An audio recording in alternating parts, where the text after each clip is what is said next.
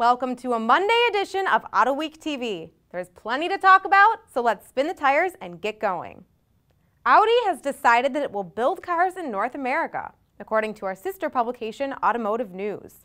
And there may be a second plant to build engines and transmissions, which could be shared with the newly opened Volkswagen plant in Tennessee. The issue is supply. Audi's U.S. dealers had a mere 21-day supply of cars on July 1st. A 60-day supply is considered normal. Yet it is likely that it will be at least 3 years before this new Audi plant gets going. Porsche is looking at ideas to fill the gap between the current 911 GT2 RS supercar and the upcoming 918 Spyder hybrid. Sales chief Bernard Meyer says Porsche already has some ideas up for review. Porsche is also preparing to crank up production of the Cayenne SUV. Production will increase by up to 20% next year. In markets such as China, the wait for a Cayenne is now 12 months. Porsche wants to cut that to 6 months. BMW is preparing turbocharged 3-cylinder engines for use in future small cars such as the 1 Series. BMW R&D chief Klaus Draeger told Autocar magazine that there will be gasoline and diesel versions of the engines. They will have displacement of about 1.5 liters and could crank out as much as 160 horsepower. But Draeger says the three-bangers are not a priority for the 3 Series.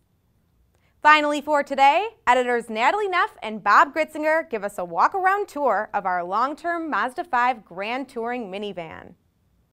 Hi, I'm Bob Gritzinger. I'm here with Natalie Neff, and we have our newest long-term vehicle, the 2012 Mazda 5 Grand Touring. What we're basically talking about is a minivan, and despite the fact that it's a fairly small vehicle, the Mazda 5 actually seats 6 in 3 rows. Or I guess maybe we could squeeze a third back there, right, Bob? Yeah, sure. Seat 7. Yeah. This is actually based on the Ford Global C platform. So it is based on a smaller, more nimbler platform. There are some sporty cars in there, not sports cars per se, but you know. The other thing is the Mazda 5 is also available with a 5-speed manual, which is pretty cool. We did not equip ours that way. We have the 5-speed automatic. Under the sheet metal we have 2.5 liter, 157 horsepower, 160 or so pound-feet of torque. You know, it's a lively enough drive. It's a little softer ride than the last generation Mazda 5. This is a new generation, as probably people can tell by the fancy new sheet metal. Well, it is that Nagari wind. Right. Just imagine it's moving as it's sitting here. And you see it in the design. And I personally think on this large canvas, it works. I think it's kind of silly myself. Well, if you get up close to it, you can see how many creases along the body side there are.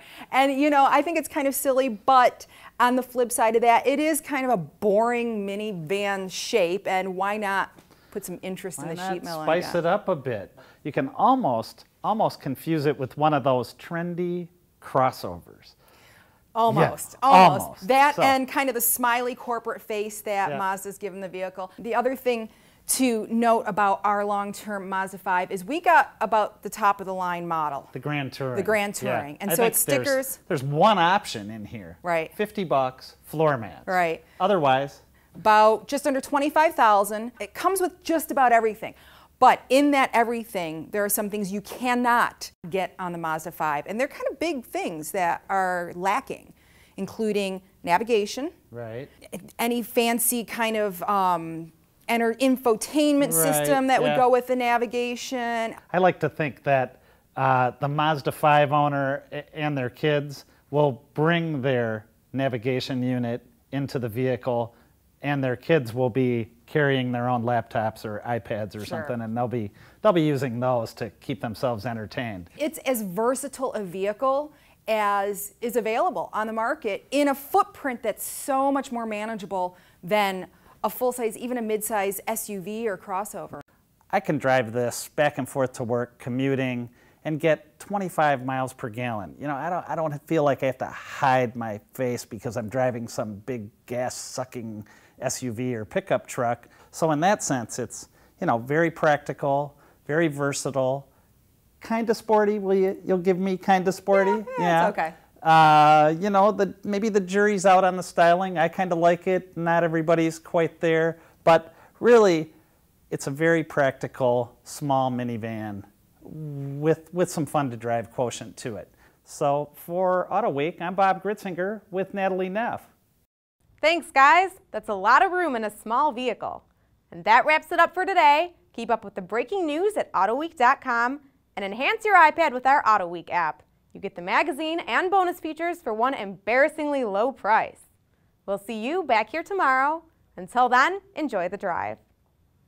Thanks for watching today's edition of AutoWeek TV. Be sure to catch all the latest car enthusiast news on AutoWeek.com, in AutoWeek magazine, and in AutoWeek's iPad edition.